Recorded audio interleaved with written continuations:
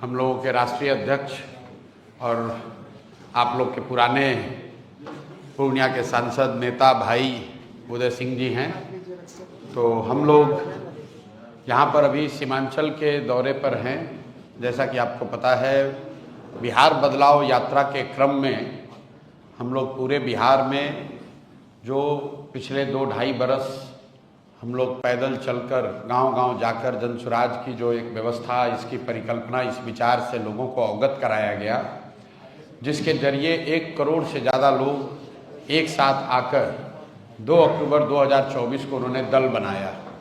2 अक्टूबर के बाद से करीब 6-7 महीने तक हम लोग का पूरा फोकस जनसुराज के राजनीतिक संगठन और उसके ढांचे को मजबूत करने में लगा रहा है।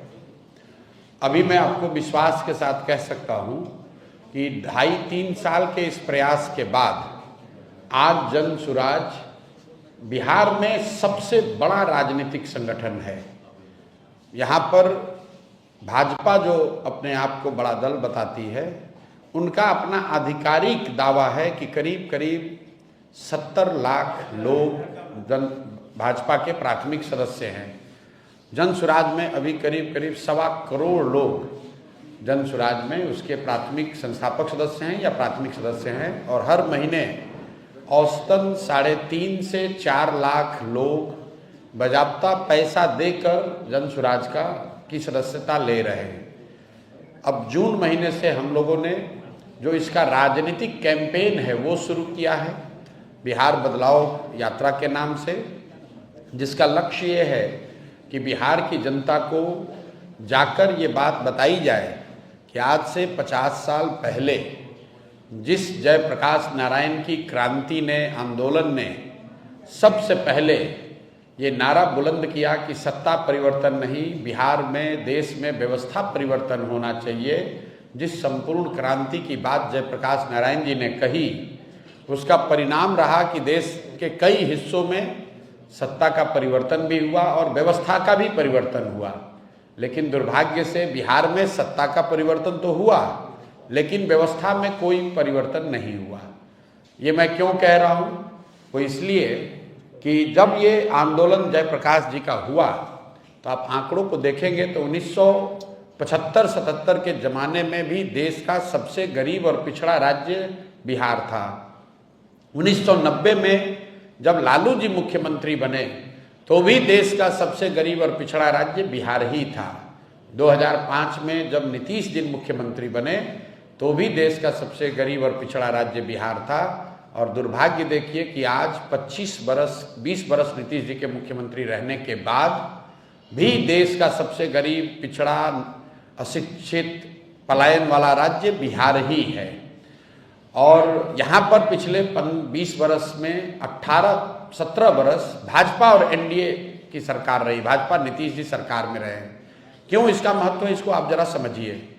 आपने प्रधानमंत्री मोदी जी का भाषण सुना होगा, वक्तव्य सुना होगा, जिसमें वो अक्सर बताते हैं कि 2002 में जब वो गुजरात के मुख्यमंत्री बने तो गुजरात भूकंप की चादर, ये उनके शब्द हैं, भूकंप की चादर ओढ़ के सोया हुआ था, बहुत परेशानी थी। जब मुख्यमंत्री बने तो मोदी जी के शब्दों में लोगों ने उनको कहा कि मोदी जी कुछ हो चाहे नहीं, कम से कम इतनी व्यवस्था कीजिए कि रात में, शाम में जब लोग पढ़ाई करें, खाना खाएं तो बिजली घर में आए। फिर मोदी जी के ही शब्दों में 10 बरस में, 12 बरस में गुजरात में इतनी तरक्की हुई कि पूरे देश में भाजपा और मोदी जी ये कह रहे हैं कि गुजरात मॉडल जैसा विकास होना चाहिए। मैं ये बात आपको क्यों बता रहा हूँ? ये बात इसलिए बता रहा हूँ कि मोदी जी के और भाजपा के शब्दों में 10-12 साल किसी भी राज्य के भाग्य के परिवर्तन के लिए काफ़ी है, ये मोदी जी दावा करते हैं। लेकिन वही भाजपा, वही मोदी जी बिहार में 20 बरस से शासन में हैं, और बिहार जहां 2005 में खड़ा था वहीं पर आज भी खड़ा है। इसलिए बिहार में बदलाव हो, एक नई व्यवस्था बने, लालू जी के डर से मोदी और मोदी के डर से लालू जी को वोट देने की जो राजनीतिक बंधुआ मजदूरी है ये खत्म हो। इसी के लिए सिताब दियारा से, जेपी के जन्मभूमि सिताब दियारा से मैंने यात्रा शुरू की और कोशिश कर रहे हैं कि बिहार के हर विधानसभा, हर प्रखंड तक पहुंचा जाए। लोगों को एक बार इस बात के लिए सजग किया जाए, जागृत किया जाए कि भाई तुमने जाति पर वोट देकर देख लिया, हिंदू मुसलमान बनकर वोट करके देख लिया, नाली गली के लिए वोट कर लिया, मंदिर मस्जिद के लिए वोट कर लिया, 5 किलो अनाज के लिए वोट दे दिया, लालू नीतीश मोदी के लिए वोट दे लिया। एक बार जगो, बिहार में व्यवस्था परिवर्तन के लिए अपने बच्चों के लिए वोट दो, अपने बच्चों के शिक्षा और रोजगार के लिए वोट दो, ताकि बिहार में भी शिक्षा हो, बिहार में भी रोजगार हो, और सबसे बढ़ के जो जन स्वराज का एजेंडा है, बिहार से होने वाला पलायन बंद हो। जो 50 लाख लोग आज गरीबी और मजबूरी में अपना घर, परिवार, गांव, जिला छोड़कर बाहर चले गए, वो 10-12 हजार के लिए अपने परिवार के साथ रहना उनको सुलभ नहीं है।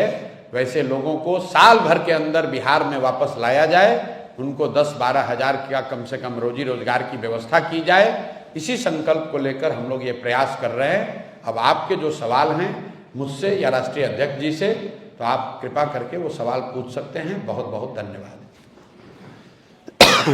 इन दिनों सीमांचल में जो काफी फर्जी वोटर आईडी मिल रहा है, क्या लग रहा है कहाँ चूक हुई? देखिए, ये वोटर आईडी का जो बखेड़ा है, ये अभी शुरू हुआ है पिछले 2-3 हफ्तों से। एक बात समझने की है, वोटर आईडी कौन बनाता है? वोटर लिस्ट बनाने की जिम्मेवारी चुनाव आयोग की है, जो एक संवैधानिक संस्था है। वो हमारे आपके या किसी दल के अधीन नहीं है। हर साल उनका काम है कि जब भी चुनाव हो तो एक संशोधित वोटर लिस्ट बने, उसकी शुद्धता, उसकी स्वच्छता बनाए रखना चुनाव आयोग का काम है। अभी 1.5 वर्ष पहले बिहार में चुनाव हुआ, पूरे देश में चुनाव हुआ। उसी वोटर लिस्ट से देश की पार्लियामेंट का जो सबसे बड़ा सदन है, इस देश का लोकतंत्र का सबसे बड़ा मंदिर है, जिसके जरिए यहाँ के प्रधानमंत्री का चुनाव हुआ है, उसी वोटर लिस्ट से उनका चुनाव हुआ। अब आप कब बता रहे हैं कि वो वोटर लिस्ट फर्जी है, तो क्या चुनाव आयोग ये स्वीकार करने को तैयार है कि जो पार्लियामेंट का चुनाव हुआ, जिसमें मोदी जी प्रधानमंत्री बने, वो वोटर लिस्ट सही नहीं था? क्या वो फर्जी लोगों के वोट से बने? और अगर लोकसभा चुनाव के बाद से फर्जी लोग आ गए, जैसा कि बताया जा रहा है सूत्रों के हवाले से कि नेपाली और बांग्लादेश के बहुत सारे लोग बिहार में वोटर लिस्ट में अपना नाम घुसा लिए हैं या बिहार में आके रह रहे हैं, तो इसका दोष, इसका जवाब भी एनडीए की सरकार को ही देना होगा। क्योंकि लोकसभा चुनाव के बाद बिहार में मोदी जी की और नीतीश जी की ही सरकार है, तो आपने ये कैसे अलाउ किया कि बांग्लादेश से लोग आकर यहाँ रह रहे हैं? आपका प्रशासन क्या कर रहा है? आप अगर नेपाल से लोग आकर बिहार में वोटर लिस्ट में नाम जोड़ रहे हैं, तो बिहार सरकार की पुलिस और प्रशासन क्या कर रहा है? तो भैया किसी भी तरीके से वो आर्ग्यूमेंट देंगे, ये यही साबित होगा कि गलती उनकी है। ये पूरा बखेड़ा इसलिए खड़ा किया गया है कि एनडीए को, सत्तारूढ़ दल को ये डर सता रहा है कि 30-35 बरस के बाद बिहार में लोगों को एक नया रास्ता दिख गया है, और खासकर उन लोगों को जो प्रवासी मजदूर हैं, जो गरीब हैं, जो इस व्यवस्था से के मारे हुए लोग हैं, जिनको इस व्यवस्था और इस भ्रष्टाचार से की वजह से जिनका जीना दूभर है, जो जानते हैं वो कभी भाजपा को, लालू को वोट नहीं देना चाहते हैं, अब लेकिन मजबूरी में देना पड़ता था, उनके सामने एक जन स्वराज का नया रास्ता, नया विकल्प मिल गया है। तो अब भाजपा वाले, एनडीए वाले कोशिश कर रहे हैं कि इस तरह के युवा, इस तरह के प्रवासी मजदूर या समाज के वो वर्ग जो भाजपा एनडीए के खिलाफ वोट देने वाले हैं, उनको वोटर लिस्ट के शुद्धता के नाम पर उनको परेशान किया जाए, और जहां तक हो सके उसका नाम काटा जाए। मेरा आपके माध्यम से लोगों से एक अपील है, आप घबराइए नहीं, कोई चुनाव आयोग आपका नाम नहीं काट सकता है। सुप्रीम कोर्ट का जजमेंट है, चुनाव आयोग को नागरिकता जांचने और तय करने का कोई अधिकार नहीं है। आप लोग भी ये समाज को जगाइए, बताइए, चुनाव आयोग को नागरिकता तय करने का अधिकार ही नहीं है। वो सिर्फ ये कह सकते हैं कि आप वो डॉक्यूमेंट लाइए जिससे कि वोटर लिस्ट में आपका नाम ऐड किया जा सके। आपका नाम काटना, आपका राशन पानी बंद करना, आपकी सरकारी व्यवस्था से मिलने वाली मदद को बंद करना, ये चुनाव आयोग के अधिकार क्षेत्र के बाहर का बात है। तो थोड़ी परेशानी जरूर हो रही है, लेकिन लोकतंत्र है, इसमें लड़ना ही पड़ेगा, लड़कर लोगों को अपना हक लेना पड़ेगा। और वोट का अधिकार सबसे बड़ा अधिकार है, इसको किसी को नहीं छोड़ना है। आपके पास अगर कागज नहीं है, लोग आपका नाम काट रहे हैं, आप किसी भी राजनीतिक दल से आपका सरोकार है, जनसुराज अच्छा लगता है तो जनसुराज के पास आइए, दूसरा कोई दल अच्छा लगता है उसके पास जाइए, लेकिन अपना वोट जरूर दीजिए। और देने के लिए जरूरी है कि आप अपना नाम वोटर लिस्ट में अंकित कराइए। अगर आपकी पूरी क्षमता नहीं है तो जो राजनीतिक दल हैं वो आपकी आवाज बनेंगे, आपकी मदद करेंगे।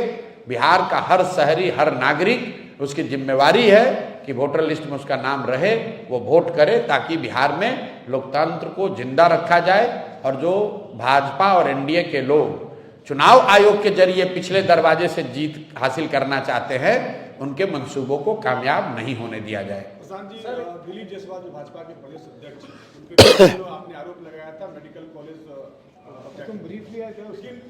चलिए बोलिए बीजेपी के, हाँ जी, बोलिए बीजेपी के प्रदेश अध्यक्ष पे जी आपका कि वो मेडिकल कॉलेज को, माइनॉरिटी के मेडिकल कॉलेज को कब्जा कर लिया जी। बात सामने आया कि जिस गुरदयाल सिंह को लेके आपने प्रेस कॉन्फ्रेंस किया है जी, उसको करतार सिंह अपने जीवित रहते हुए 2018 में ही उस ट्रस्ट से हटा जी, दिया, जिसकी बात जो है वो सुप्रीम कोर्ट में चल रही है। जी मेरे भाई, बड़ा अच्छा लगा कि आप पत्रकार होकर इतने सजग हैं कि आप इन चीज़ों को फॉलो कर रहे हैं। पहली बात तो उस प्रेस कॉन्फ्रेंस में सिर्फ गुरदयाल सिंह नहीं थे, मौलेश्वर सिंह ने उस कॉलेज की स्थापना की। उनकी 5 बेटियां हैं, 3 लड़के हैं। करतार सिंह 1 लड़के थे। मौलेश्वर सिंह की पत्नी वहाँ लाइफ ट्रस्टी थी, और ट्रस्ट डीड पढ़िएगा तो उसमें लिखा हुआ है कि जो लाइफ ट्रस्टी है वो किसी भी हालत में उससे हटाया नहीं जा सकता है, और जब उसकी मृत्यु हो जाएगी तो उसके जो लीगल एयर होते हैं उनको उस ट्रस्ट में रखा जाना चाहिए था। ये तो लीगल मैटर है, चलने दीजिए। हम लोगों ने आरोप लगाया है, मान लीजिए कि हमने गलत आरोप लगाया, आप पत्रकार होकर इतने सजग हैं, और दिलीप जायसवाल बेचारे इतने निसहाय हो गए हैं कि वो जवाब भी नहीं दे पा रहे हैं। भाजपा देश की इतनी बड़ी पार्टी है, भाजपा के पास इतना भी दम नहीं है कि जो जानकारी आपके पास है वो जानकारी वो दे। आपने उनका ठिका उठाया है, बहुत अच्छी बात है, आप सवाल उठा रहे हैं। तो मेरे भाई फिर से दोहरा देते हैं, दिलीप जायसवाल ने उस कॉलेज में, जिसमें कि वो क्लर्क थे, जो सिखों का माइनॉरिटी का कॉलेज है, जिसमें 20 से ज़्यादा सिख उस समय ट्रस्ट के मेंबर थे, उस जितने भी ट्रस्ट के चलाने बनाने वाले लोग थे, उन सब को हटा के दिलीप जायसवाल जो सिख नहीं हैं, ये कैसे उसके मैनेजमेंट में आ गए, इसका जवाब आप हमको दीजिए। आप क्या दीजिएगा? दिलीप जायसवाल दें, जो भी उनके सलाहकार हैं वो दें।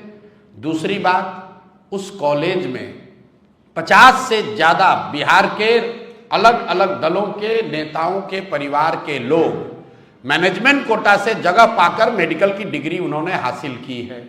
तो किस आधार पर उन 50 नेताओं के बच्चों को उसमें एडमिशन दिया गया, ये बता दीजिए। बिहार का सामान्य परिवार का कोई बच्चा मेडिकल करना चाहता है, आपका बेटा अगर पढ़ने जाएगा मेडिकल, बेटा बेटी, तो उसको परीक्षा पास करना पड़ता है। अगर परीक्षा नहीं पास करेगा तो कैपिटेशन फीस देना पड़ता है। लेकिन बिहार के 50 से ज़्यादा नेताओं के परिवार के लोग बिना किसी परीक्षा के उस कॉलेज से पास होकर डॉक्टर बन गए, जिसको दिलीप जायसवाल चला रहे हैं। तीसरा आरोप सुन लीजिए, उस कॉलेज से आयुष्मान भारत के अंतर्गत करोड़ों रुपए की गलत निकासी की गई है, ये भी आरोप लगा रहे हैं। अगर आपको दम है, दिलीप जायसवाल को दम है, तो बता दे कि कितना पैसा आयुष्मान कार्ड योजना में लिया है। चौथा आरोप लगा रहे हैं कि राजेश शाह की 2007 में हत्या हुई है, पुलिस ने FIR किया है, थाने का डायरी निकाल कर देख लीजिए, कोर्ट ने, लोअर कोर्ट ने उसमें कॉग्निजेंस लिया है। दिलीप जायसवाल नेम्ड मर्डर के एक्यूज्ड हैं, नेम्ड एक्यूज्ड हैं। जिस SP ने और DIG दरभंगा के रेंज DIG ने उसका कोर्ट क्लोजर दिया है, उसमें से दोनों ही लोग के परिवारजन को बाद में क्लोजर देने के बाद मेडिकल कॉलेज में उनकी पत्नी, उनके बच्चों को एडमिशन दिया गया है। तो ये जानना चाह रहे हैं, और हम अगर गलत कह रहे हैं तो दिलीप जायसवाल कोई असहाय व्यक्ति तो है नहीं, उनकी सरकार है। हम पर मानहानि का केस कर दे, हमको जेल में डाल दे। अभी तो इतना दम नहीं है कि मुंह से बोल सकें। दूसरी बात तो छोड़िए, दो तुम्हारे जरिए और आपके जरिए, आप जैसे पत्रकारों के जरिए सवाल पूछ के हमको डरवा सकते हैं।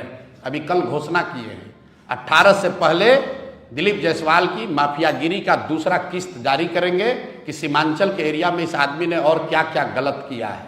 चाल चरित्र चेहरा का बात करने वाली भाजपा, उसका अध्यक्ष, उस पर मर्डर का जैसे संगीन आरोप हैं। आप केस डायरी मैनेज करते हो, कोर्ट को मैनेज करते हो, सिखों के कॉलेज को कब्जा किए हो और समझते हो कि प्रशांत किशोर डर जाएगा। हैं, आपको लग रहा है कि हम ऐसे ऐसे गिदड़ भभकी से हम डरने वाले हैं। इनकी हालत तो ये है कि लालू जी जैसे व्यक्ति, जिसको कोर्ट ने चारा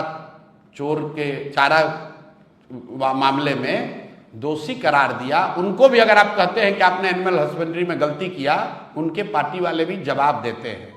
दिलीप जायसवाल का मुंह अभी तक खुला नहीं है, डर के मारे, और आप जैसे साथियों की मदद से भी नहीं बेचारे बोल पाएंगे। भाजपा का 19 गो प्रवक्ता है, उनका हिम्मत नहीं है कि एक आदमी जवाब दे दे। जब प्रशांत किशोर ने बोला है तो हम बिहार के छुटभैया नेता नहीं हैं। एक एक फैक्ट, एक एक डेटा, एक एक कागज बनाकर रखे हैं। दिलीप जायसवाल को जवाब देने दीजिए। पहले तो जवाब दे नहीं पाएंगे, अगर देंगे तो उसका पूरा समुचित उपाय दिया जाएगा।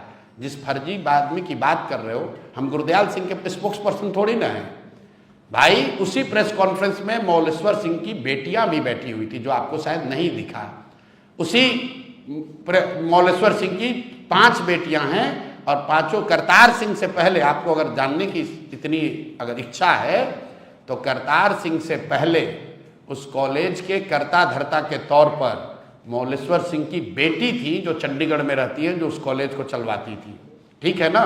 तो पूरी जानकारी मेरे भाई इकट्ठा कर लो, फिर आकर सवाल कीजिएगा। सवाल करना आपका काम है, पत्रकार आप कर सकते हैं, लेकिन तैयारी पूरा करके आइए।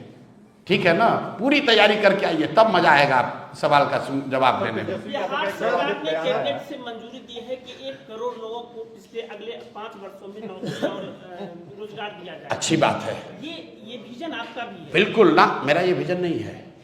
हमने कभी आज तक ये नहीं कहा। हम तो मन से कहते हैं कि भाई हम सरकारी नौकरी नहीं दे सकते। पूरे बिहार में नीतीश बाबू कितने दिन से मुख्यमंत्री हैं? 20 साल से। आज बिहार में टोटल मुख्य चपरासी से लेकर मुख्य सचिव तक, संविदा कर्मी इंक्लूडेड, सारे लोगों की संख्या की गणना कीजिएगा तो कुल 23.25 लाख लोग ही सरकारी नौकरी बिहार में करते हैं। तो भैया 20 बरस नीतीश कुमार का, 15 बरस लालू यादव का और 40-45 बरस कांग्रेस का, ये तीनों जोड़ दीजिएगा तो 23.25 लाख लोगों को ही सरकारी नौकरी बिहार में आज मिलती है। मेरा आंकड़ा नहीं है। कंट्रोलर ऑफ ऑडिटर जनरल जब लोगों को सैलरी मिलती है तो सीएजी उसको ऑडिट करता है। जाकर सीएजी का रिपोर्ट जाकर पढ़ लीजिए। तो जिस राज्य में 75 साल में 23.25 लाख नौकरी मिला, वहां पर तेजस्वी यादव कहते हैं कि हम 10 लाख नौकरी दे दिए, और नीतीश कुमार कह रहे हैं हम 1 करोड़ नौकरी दे देंगे। तो 2 सवाल है मेरा भाई कि चलिए मान लिया हम आज से ही इनको अकल आई है, तो अगर 5 बरस में 60 बरस में 1 करोड़ नौकरी दीजिएगा, मतलब हर साल 12 लाख हुआ, तो 1 महीने में 1 लाख। तो भैया अभी 3 महीना है चुनाव से पहले, छोड़ो 1 करोड़ का बात, अभी से लेके चुनाव तक 3 लाख नौकरी देके दिखा दो। अभी 1 लाख दे दो, हम लोग मान लेंगे भाई कि रन रेट शुरू हो गया। क्रिकेट मैच देखते हैं ना, 300 रन बनाना होता है तो आदमी कहता है ना कि 8 के औसत से रन बनाना है। तो अगर आपको 1 करोड़ नौकरी देनी है तो कम से कम 1 से 1.25 लाख नौकरी हर महीने देना है। चुनाव के बाद दीजिएगा कि नहीं दीजिएगा वो तो बाद की बात है, क्योंकि 20 वर्ष में तो आपने दिया नहीं।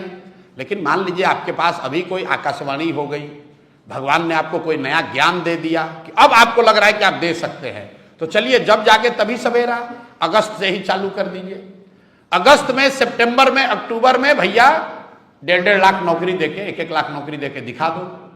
दूसरा सवाल, इनके एक भतीजा हैं तेजस्वी यादव, कहा मैंने 10 लाख नौकरी दे दिया। 10 लाख नहीं दिए, 5 लाख दिए और 2.5 लाख का प्रोसेस शुरू कर दिया।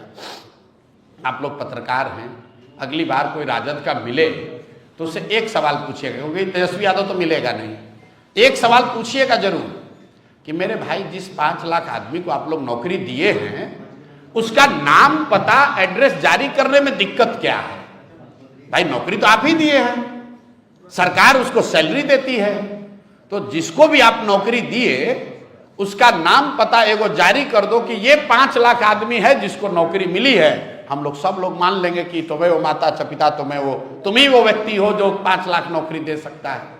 अरे भाई इतना फर्जीवाड़ा करने वाले ये लोग हैं कि अभी कहीं मैंने देख रहा था गाड़ी से तेजस्वी यादव घूम रहे थे तो बोला कि हम पूरे बिहार को स्कॉटलैंड बना देंगे।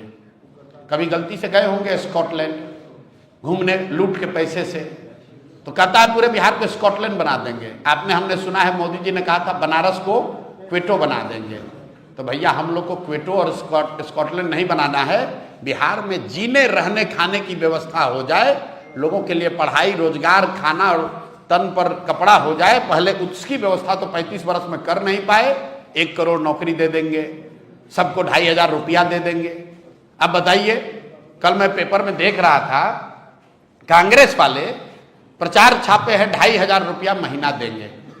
तो आप बताइए राहुल गांधी इतने बड़े विद्वान हैं, कांग्रेस पार्टी में पी चिदम्बरम जैसे बड़े बड़े इकोनॉमिस्ट हैं, अगर 2,500 रुपया बिहार में हर महिला को दिया जा सकता है तो इतनी बड़ी योजना से कर्नाटक के महिलाओं को क्यों राहुल गांधी वंचित कर रहे हैं?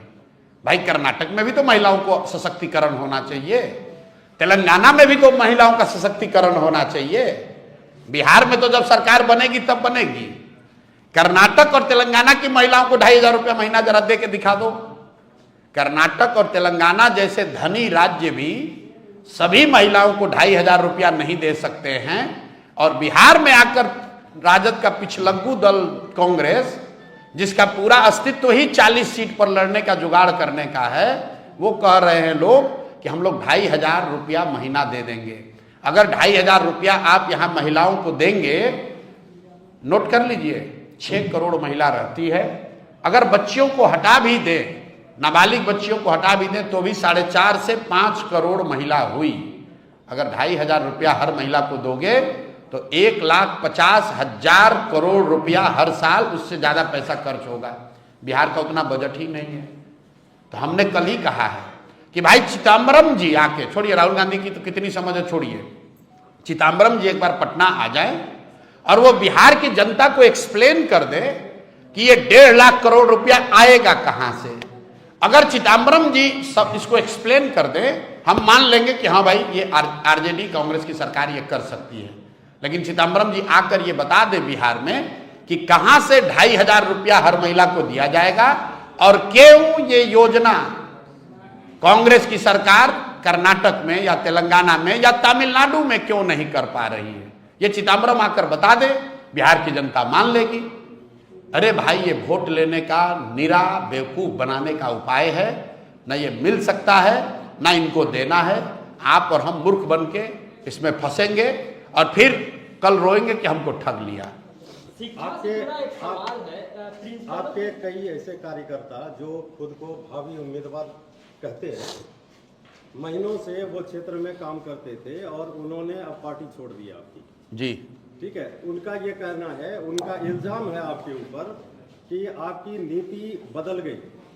जो नीति आपकी पहली थी, स्वच्छ छवि, साफ सुथरी राजनीति, सही लोग, सच्ची बात, ये आप इससे डिग गए हैं, उस प्लेटफॉर्म पर नहीं है। चलिए, इसलिए क्योंकि उन्होंने एक एग्जांपल दिया है कन्हैया कुमार का, कि कन्हैया कुमार जो एक दागी आदमी है, कन्हैया कुमार, सॉरी मनीष कश्यप, अच्छा, जो दागी आदमी है उसको आपने पार्टी में लिया, और कन्हैया कुमार की भी बात मीडिया में चल रही है कि कन्हैया कुमार भी आने वाले हैं। तो कन्हैया कुमार भी दागी आदमी हैं? अच्छा, चलिए आप ही की बात से शुरू करते हैं। कम से कम आपने ये तो कहा कि पहले हमारा रास्ता ठीक था, इतना तो मान रहे हैं। जो छोड़ कर गया ये भी इतना तो मान रहा है कि हमारा रास्ता ठीक है।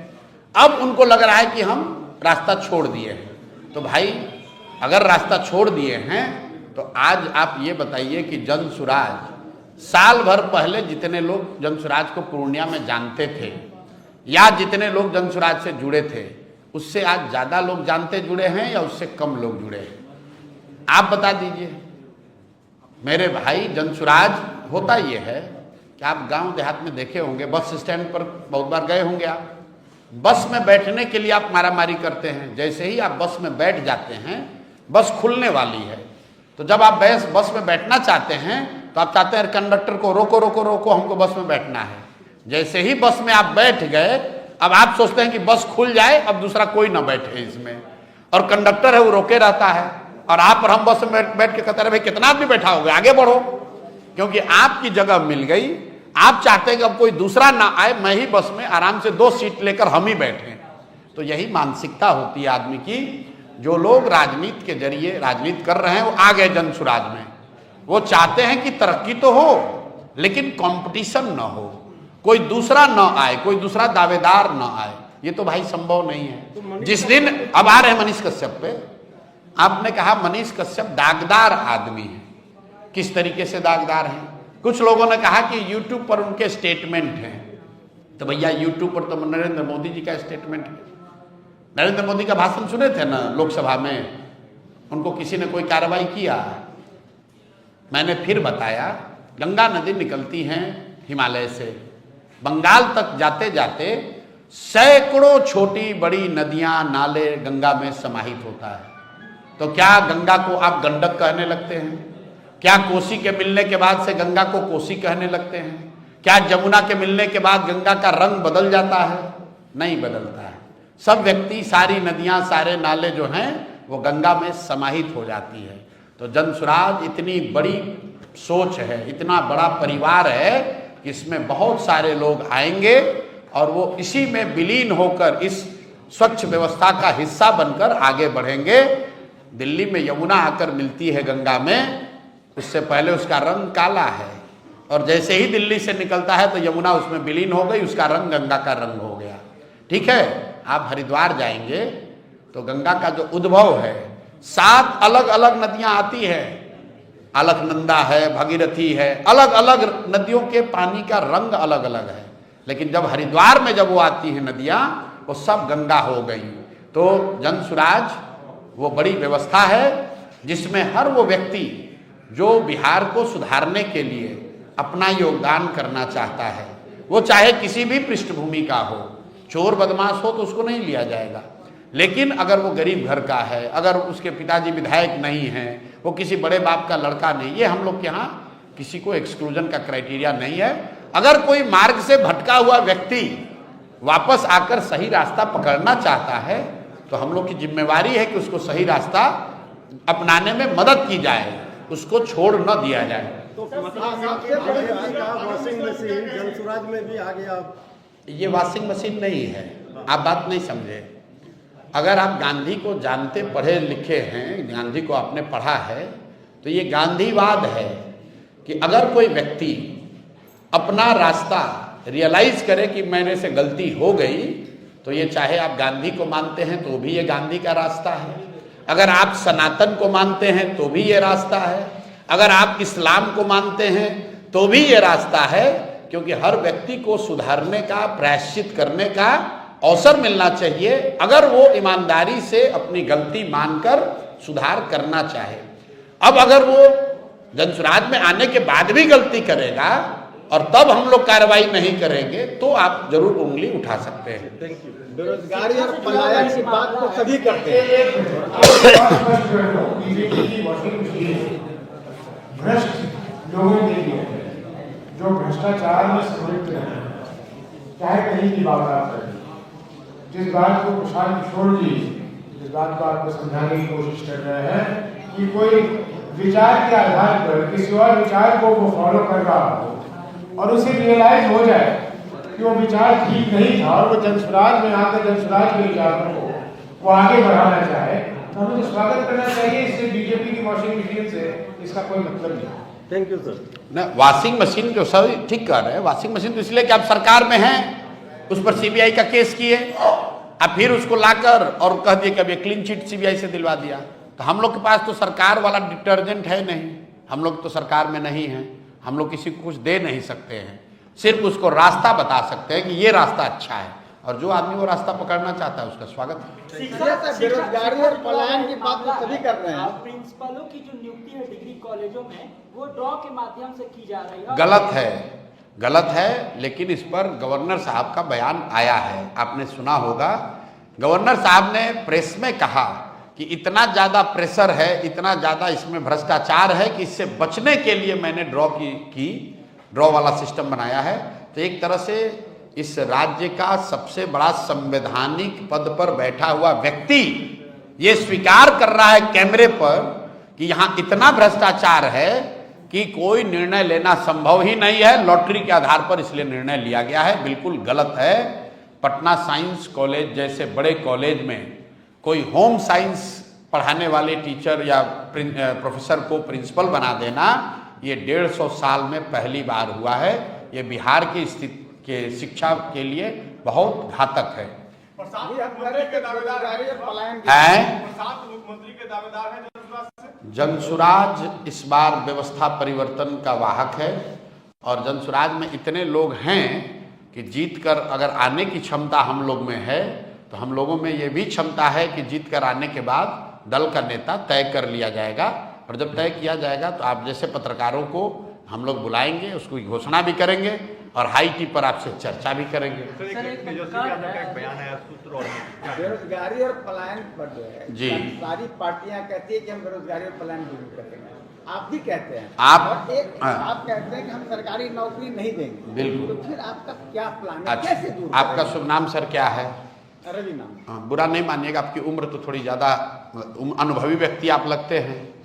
आप इतने दिन से पत्रकार हैं, मुझे राजद का या नीतीश कुमार का या भाजपा का कोई एक बयान जनसुराज के आने से पहले दिखा दीजिए जहां पलायन रोकने की बात किसी दल ने, किसी नेता ने कभी बिहार में किया है। क्या बात करते हैं आप लोग। मैंने अभी आपके एक साथी मित्र को कहा कि जब आप आ रहे हैं पीसी में तो जैसे बिहार की सब व्यवस्था को सुधारना है वैसे पत्रकारों को भी सुधारने की जरूरत है। आप आइए तो रिसर्च करके आइए, आपका जवाब तब देंगे जब आप बताइए कि भाजपा के, राजद के, जदयू के किस नेता ने किस समय कहा कि बिहार से पलायन रुकना चाहिए। अभी तक नेता यही कहते रहे हैं। जब दिल्ली में, बॉम्बे में बिहार के पलायन से पीड़ित लोगों के साथ दुर्व्यवहार होता है तो अभी तक यहाँ के नेता यही कहते रहे हैं कि अरे भाई, अगर बॉम्बे में, दिल्ली में बिहारियों के साथ मारपीट करोगे तो वहाँ पर सब्जी नहीं बिकेगी, वहाँ व्यवस्था ठप हो जाएगी, वहाँ अपार्टमेंट में काम करने के लिए राजमिस्त्री और प्लम्बर नहीं मिलेंगे, वहाँ पर कूड़ा करकट फैल जाएगा, वहाँ पर ऑटो और टैक्सी नहीं चलेगा। ये पहली बार प्रशांत किशोर और जनसुराज ने 3 बरस पहले कहा कि बॉम्बे और दिल्ली में जाकर कूड़ा करकट उठाना, सब्जी बेचना, वहाँ की साफ सफाई करना काम कोई बुरा नहीं है, लेकिन मजबूरी में उन जगहों पर जाकर ये काम करना बिहार के लिए, बिहार के बच्चों के लिए गौरव की बात नहीं है। गौरव की बात तब होती जब पूर्णिया में, सहरसा में, कोसी में, सीमांचल में हम लोग वो सब्जी उगाते और यहाँ से रेफ्रिजरेटेड ट्रेन से, बसों से, गाड़ियों से, एरोप्लेन से वो सब्जी बॉम्बे और दिल्ली भेजते तो यहाँ के लोगों की आमदनी बढ़ती, हम लोग को यहाँ रोजगार मिलता, हम लोग के बच्चे और युवा भी अपने परिवार के साथ होली, दशहरा, ईद मना पाते। और अगर दिल्ली, बॉम्बे में कोई बिहारी को बिहारी कह के गाली देता तो हम लोग ये भी उनको बताते कि भैया अगर बिहारी को गाली दोगे तो यहाँ से सब्जी, दूध भेजना बंद कर देंगे, तुम्हारा खाना पानी बंद हो जाएगा। वो सम्मान की बात है। तो पहली बार जनसुराज ने ये बात कही है। जनसुराज ये भी बता रहा है कि पलायन कैसे रुकेगा। बेरोजगारी और पलायन पर जो है जी, सारी पार्टियां कहती है कि हम बेरोजगारी और पलायन दूर करेंगे, आप भी कहते हैं, आप आप कहते हैं कि हम सरकारी नौकरी नहीं देंगे। बिल्कुल। तो फिर आपका क्या प्लान है, अच्छा, कैसे दूर आपका शुभ नाम सर क्या है? रवि नाम। बुरा नहीं मानिएगा, आपकी उम्र तो थोड़ी ज़्यादा अनुभवी व्यक्ति आप लगते हैं। आप इतने दिन से पत्रकार हैं, मुझे राजद का या नीतीश कुमार का या भाजपा का कोई एक बयान जनसुराज के आने से पहले दिखा दीजिए जहां पलायन रोकने की बात किसी दल ने, किसी नेता ने कभी बिहार में किया है। क्या बात करते हैं आप लोग। मैंने अभी आपके एक साथी मित्र को कहा कि जब आप आ रहे हैं पीसी में तो जैसे बिहार की सब व्यवस्था को सुधारना है वैसे पत्रकारों को भी सुधारने की जरूरत है। आप आइए तो रिसर्च करके आइए, आपका जवाब तब देंगे जब आप बताइए कि भाजपा के, राजद के, जदयू के किस नेता ने किस समय कहा कि बिहार से पलायन रुकना चाहिए। अभी तक नेता यही कहते रहे हैं। जब दिल्ली में, बॉम्बे में बिहार के पलायन से पीड़ित लोगों के साथ दुर्व्यवहार होता है तो अभी तक यहाँ के नेता यही कहते रहे हैं कि अरे भाई, अगर बॉम्बे में, दिल्ली में बिहारियों के साथ मारपीट करोगे तो वहाँ पर सब्जी नहीं बिकेगी, वहाँ व्यवस्था ठप हो जाएगी, वहाँ अपार्टमेंट में काम करने के लिए राजमिस्त्री और प्लम्बर नहीं मिलेंगे, वहाँ पर कूड़ा करकट फैल जाएगा, वहाँ पर ऑटो और टैक्सी नहीं चलेगा। ये पहली बार प्रशांत किशोर और जनसुराज ने 3 बरस पहले कहा कि बॉम्बे और दिल्ली में जाकर कूड़ा करकट उठाना, सब्जी बेचना, वहाँ की साफ सफाई करना काम कोई बुरा नहीं है, लेकिन मजबूरी में उन जगहों पर जाकर ये काम करना बिहार के लिए, बिहार के बच्चों के लिए गौरव की बात नहीं है। गौरव की बात तब होती जब पूर्णिया में, सहरसा में, कोसी में, सीमांचल में हम लोग वो सब्जी उगाते और यहाँ से रेफ्रिजरेटेड ट्रेन से, बसों से, गाड़ियों से, एरोप्लेन से वो सब्जी बॉम्बे और दिल्ली भेजते तो यहाँ के लोगों की आमदनी बढ़ती, हम लोग को यहाँ रोजगार मिलता, हम लोग के बच्चे और युवा भी अपने परिवार के साथ होली, दशहरा, ईद मना पाते। और अगर दिल्ली, बॉम्बे में कोई बिहारी को बिहारी कह के गाली देता तो हम लोग ये भी उनको बताते कि भैया, अगर बिहारी को गाली दोगे तो यहाँ से सब्जी, दूध भेजना बंद कर देंगे, तुम्हारा खाना पानी बंद हो जाएगा। वो सम्मान की बात है।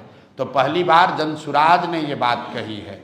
जनसुराज ये भी बता रहा है कि पलायन कैसे रुकेगा। यहाँ पर बेवकूफ नेता ये अभी तक बता रहे हैं कि सरकारी नौकरी दे देंगे। मैंने अभी आपको आंकड़ा दिया, 23.25 लाख, 13 करोड़ से ज्यादा आबादी वाले बिहार में सिर्फ 23.25 लाख लोग सरकारी नौकरी करते हैं। कैसे दे दोगे? अगर मान लो तेजस्वी यादव की बात मान लो, आपने 10 लाख नौकरी दे भी दिया तो भी 23 लाख से बढ़ के 33 लाख हो जाएगा। 13 करोड़ लोगों को रोजगार कैसे मिलेगा? तो जनसुराज ने उसका रास्ता बताया कि बिहार से होने वाले पूंजी के पलायन को रोक के बुद्धि का पलायन रोका जाएगा, और जिस दिन पूंजी और बुद्धि का पलायन रुका उस दिन श्रम का पलायन अपने आप रुक जाएगा। पलायन यहाँ सिर्फ मजदूरों का नहीं है, यहाँ पर सबसे बड़ा पलायन पूंजी का पलायन है, जो बैंकों के माध्यम से हर साल होता है। करीब करीब 2.5 लाख करोड़ रुपया बिहार के लोगों का पैसा बैंक यहाँ से दूसरे राज्य में भेज रहे हैं, उसको रोकने की जरूरत है। बिहार से हजारों बच्चे कोटा में, आईआईटी में, बड़े कॉलेजेस में पढ़कर वहीं पर नौकरी रोजगार कर रहे हैं, वो बिहार वापस नहीं आ रहे हैं, उसको रोकने की जरूरत है। जिस दिन ये बैंकों से पैसा जाना रुक जाएगा, जिस दिन बिहार के पढ़े लिखे समझदार युवा बिहार में आकर नौकरी रोजगार करने लगेंगे, अपने आप सारा श्रम का पलायन रुक जाएगा। क्या आप रिजर्वेशन को पलायन का एक कारण मानते हैं? रिजर्वेशन बिल्कुल नहीं। रिजर्वेशन से इससे क्या लेना देना है? ये रिजर्वेशन का भूत आप लोग ऐसा यहाँ समाज में बांटा है भाई, फिर से रिपीट कर रहा हूँ एक ही डेटा को बार बार।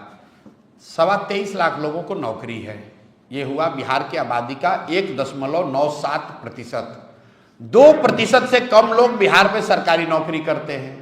रिजर्वेशन इसमें 20% हो, 40 हो, 60 हो, 100 हो, 23 लाख लोगों को ही तो असर पड़ेगा।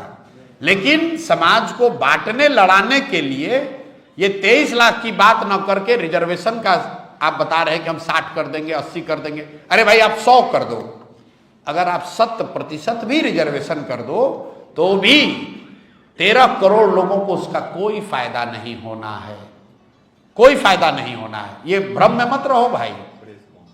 आपकी सरकार आती है तो कितने दिनों में लगता है कि आपको पलायन रोक लेंगे? 1 साल के अंदर। कितने दिन नहीं, सरकार बनते के साथ ही साल भर के अंदर बिहार से बाहर गए 50 लाख युवाओं को वापस बुलाकर यहीं पर रोजी रोजगार दे दिया जाएगा। इसके लिए मैंने ये भी बताया कि कैसे किया जाएगा। एक विशेष मंत्रालय बनाया जाएगा, एक टास्क फोर्स बनाई जाएगी, और जैसे रिफ्यूजीज आए थे पाकिस्तान भारत के बंटवारे पर तो उनको जमीन, साधन, व्यवस्था दी गई थी, जैसे बांग्लादेश और भारत का बंटवारा हुआ तो वेस्ट बंगाल में रिलीफ एंड रिहेबिलिटेशन का एक अलग से डिपार्टमेंट था, 1.25 करोड़ लोगों को बिहार में, बंगाल में लाकर सेटल करने के लिए। वैसे ही बिहार में जनसुराज की व्यवस्था बनते के साथ ही एक हाई लेवल टास्क फोर्स बनाया जाएगा, एक फुल फ्लेजेड मंत्रालय विभाग होगा जिसका सिर्फ और सिर्फ काम ये होगा कि 50 लाख से ज्यादा लोग जो मजबूरी में अपने परिवार का भरण पोषण करने के लिए, पेट पालने के लिए बाहर गए हैं, उनको वापस बुलाकर यहीं पर रोजी रोजगार की व्यवस्था कर दी जाए। ये काम इस सरकार ने भी घोषणा की थी कोविड के दौरान, आपको याद होगा। 23.5 लाख लोग रजिस्टर भी किए थे, लेकिन सरकार उसके बाद सो गई। 23.5 लाख लोग वापस आए थे। उन्होंने ये स्वीकार किया था कि हमको अगर कुछ भी व्यवस्था मिल जाए, 2 रुपया कम कमाएंगे लेकिन हम बिहार में रहेंगे। सरकार ने उनको 1000 रुपया का कुछ स्टाइपेंड वगैरह भी दिया था, सब्सिस्टेंस। लेकिन उसके बाद सरकार सो गई, उन्होंने कोई प्रयास नहीं किया। लेकिन हम लोग ने जो योजना बनाई है, पूरा फुल टाइम 24/7 पूरी व्यवस्था सबसे पहले ये लगेगी कि बिहार में पलायन को रोका जाए, हर व्यक्ति अपने परिवार के साथ रह सके, 2 रुपए कम कमाए, लेकिन उसको बॉम्बे दिल्ली में जाकर गाली न सुनना पड़े, लात जूता न खाना पड़े, कोई उसके साथ बदतमीजी न करे। बाहर लोग जाएंगे लेकिन लोग स्वेच्छा से जाएंगे, अपने मजबूरी में नहीं जाएंगे। वो व्यवस्था साल भर में यहाँ कायम कर दी जाएगी। सर, हमारा एक सवाल है कि महाराष्ट्र में जो भाषा विवाद उत्पन्न हुआ है, उसको लेकर आपकी राय? भाषा विवाद का कोई मतलब नहीं है। भाषा विवाद इसलिए उत्पन्न हुआ है क्योंकि वहां पर मुंबई में लोकल बॉडी का इलेक्शन है और राज ठाकरे जैसे लुम्पन एलिमेंट, इनको कोई वहां राजनीतिक जगह है नहीं, तो ये अपना जगह बनाने के लिए भाषा विवाद को बल दे रहे हैं। और इनके साथ उद्धव ठाकरे जो चुनाव हार गए हैं, वो दोनों एक साथ आए हैं। क्यों? क्योंकि इनका राजनीतिक भूमि खिसक गया है। तो अब राजनीति में वापस जगह बनाने के लिए दोनों भाई मिलकर ये प्रयास कर रहे हैं। लेकिन ये दोनों लोग दोषी कम हैं, ज्यादा दोषी भाजपा और कांग्रेस है। क्यों? क्योंकि महाराष्ट्र में सरकार भाजपा की है। उद्धव ठाकरे राहुल गांधी के मित्र हैं, उनके गठबंधन के, तेजस्वी यादव के गठबंधन के हिस्सा हैं। आप बताइए, आप युवा हैं, मुंबई में किसी बिहार के साथी को, भाई को मारा जा रहा है, तेजस्वी यादव ने उस पर कोई बयान दिया? क्या राहुल गांधी ने जवाब दिया कि भाई उद्धव ठाकरे के लोग क्यों मार रहे हैं बिहारियों को, या क्यों गाली दे रहे हैं हिंदी भाषियों को? क्यों मार रहे हैं बताइए? आप लोग सवाल क्यों नहीं पूछते हैं ये बात? इसलिए ये लोग नहीं बोलते हैं कि राहुल गांधी आते हैं सीमांचल में, आप लोग जाते हैं कवर करने, एक जाकर वीडियो देख लीजिए। कांग्रेस के मुख्यमंत्री हैं रेवंत रेड्डी तेलंगाना में।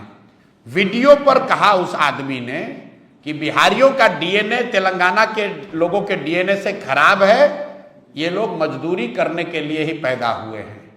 वो आदमी अभी मुख्यमंत्री है और उस दल के नेता राहुल गांधी आकर यहां वोट मांग रहे हैं, और किसी की हिम्मत नहीं है आप में से कि ये पूछे कि भाई अगर हम लोग का डीएनए सिर्फ मजदूरी करने का है तो सर आप बिहार में वोट मांगने क्यों आए हैं? आप तेलंगाना में ही राजनीति कर लीजिए। लेकिन आप तो सवाल पूछिएगा नहीं तो होगा कैसे? बिहार के लोगों के, अब ये अंतिम सवाल भैया, अपने तो पूरा दिन चलता रहेगा। बिहार के लोगों के मोबाइल पे फोन आ रहा है चीफ मिनिस्टर का कि 400 से 1100 रुपए मैंने वृद्धा पेंशन कर दिया है, जो कि अच्छी बात है, इसका हम लोग स्वागत करते हैं। और जन सुराज का एक अभियान रहा है पिछले 3 साल में, इसकी भी जाकर आप रिसर्च कर लीजिएगा। सबसे पहले प्रशांत किशोर ने, जन सुराज ने ये आवाज उठाई कि इस महंगाई के जमाने में किसी को भी, चाहे वो दिव्यांग हो, विधवा हो, वृद्ध हो, 400 रुपया देना भीख से भी बदतर है, इसको बढ़ाया जाना चाहिए। हम लोगों ने ये भी कहा कि इसको कम से कम 2000 किया जाना चाहिए, और यही लोकतंत्र की ताकत है।